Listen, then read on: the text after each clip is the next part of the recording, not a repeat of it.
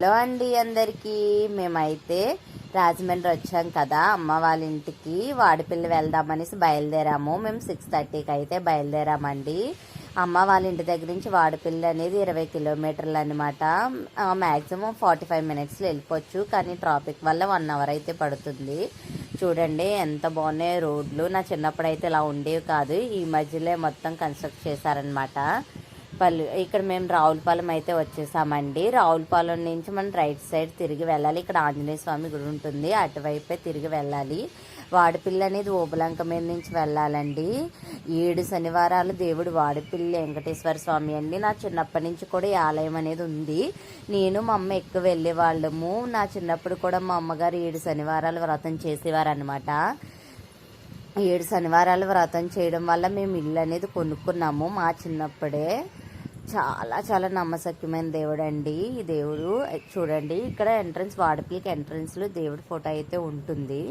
ఇక్కడికి వెళ్ళిన తర్వాత వాళ్ళు చెప్తారు గుడికి అయితే ఇలా వెళ్ళండి, లేదు ఊళ్ళోకి అయితే ఇటువైపు వెళ్ళాలని చెప్తారు. ఇంకైతే వాడిపల్లి వచ్చేసాము. ఇదంతా పార్కింగ్ ఏరియా అనమాట. బండికి పార్కింగ్ చేయడానికి 15 రూపీస్ తీసుకుంటారు. మేము వెళ్ళే టైంకి 7:30 అయింది. చాలా జనాలు ఉన్నారండి, సాటర్డే కదా. ఇంకా లోపలికి అయితే వెళ్తున్నాము. అస్సలు ఖాళీ లేదు, దాంతోపాటు వర్షం కూడా పడుతూ ఉందన్నమాట. చూడండి చాలా జనాలు, అంటే చాలా జనాలు ఉన్నారు.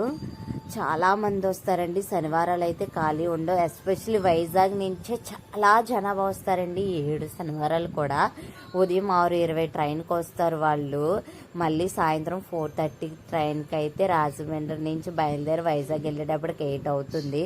ప్రతి శనివారం కూడా ఇలాగే వస్తారు. చూడండి ఇక్కడ నుంచి అయితే ప్రదక్షిణాలు స్టార్ట్ చేస్తారు. 7 శనివారాలు 7 ప్రదక్షిణాలు చేయాలండి. ఆ ఉండిలో 7 కాయిన్ అనేది వెయ్యాలి. ప్రతి ప్రదక్షిణానికి ఒక కాయిన్ అనేది వెయ్యాలన్నమాట. గుడి చుట్టూ ఒక ప్రదక్షిణ చేయడానికి 5 మినిట్స్ పడుతుందండి.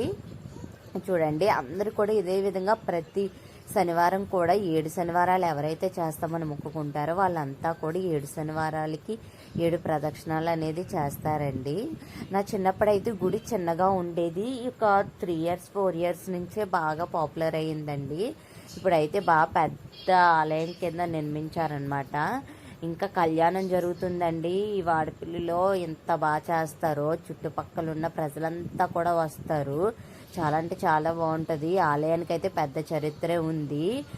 అప్పుడు ఆపదలు రాక్షసులు ఎక్కువైపోయారని చెప్పి బ్రహ్మదేవుడు విష్ణు దగ్గరికి వెళ్ళి కోరుకుంటారండి. దేవుడా మా ఈ ప్రజల్ని ధర్మాన్ని కాపాడాలి అంటే అప్పుడు స్వామి వాడిపిల్లిలో నేను వెలిచి కాపాడుతానని చెప్పేసి స్వామి అయితే ఇక్కడ వాడిపల్లిలో వెలిచారండి. అక్కడ చిన్న విగ్రహ రూపంలో అయితే స్వామి అనేది నదిలో వెళ్తూ ఉంటారండి.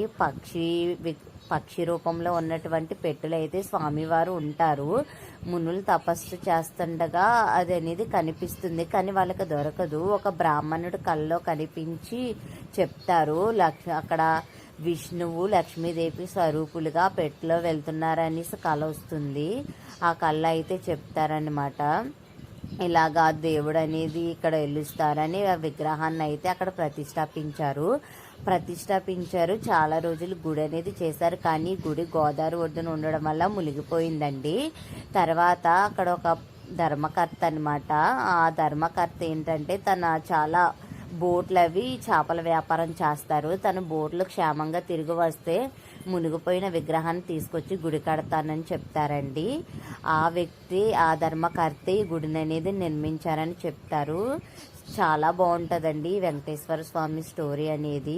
ఇక్కడైతే మనకి 7 శనివారాలు పూర్తయ్యాక మనసులో ఉన్న కోరిక కానీ, లేదంటే మేము ఇల్లు కట్టుకోవాలనుకున్న వాళ్ళు 7 ఇటుకలు అనేది తీసుకుని అక్కడ అమ్ముతారండి. 7 ఇటుకల్ని పేర్చి ఇల్లు కింద అయితే కట్టుకుని దీపాలు అయితే వెలిగిస్తారు.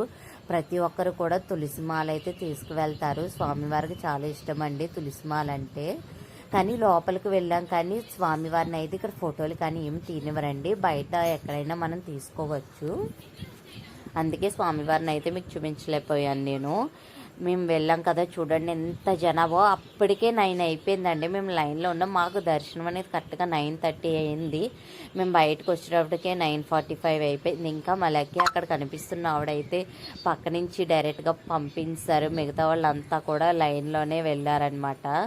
చాలా అంటే చాలా బాగుంటుందండి.